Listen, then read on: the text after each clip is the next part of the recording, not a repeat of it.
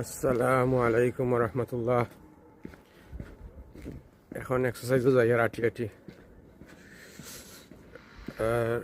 সূর্য উঠি গেছে, কিছু ঠান্ডা ঠান্ডা বাতাস আছে। ওই মাফলার লাগাই দিই, বলার সময় ছুটাইমু মাফলার। এক্সারসাইজ তো আর করতে হইব, শরীর ঠিক রাখতে হইব, কারণ শরীর ঠিক না থাকলে আমাকে কাজকর্ম কিলা। সো এই কারণে এক মাস এক্সারসাইজ করতে পারছি না। Thank you.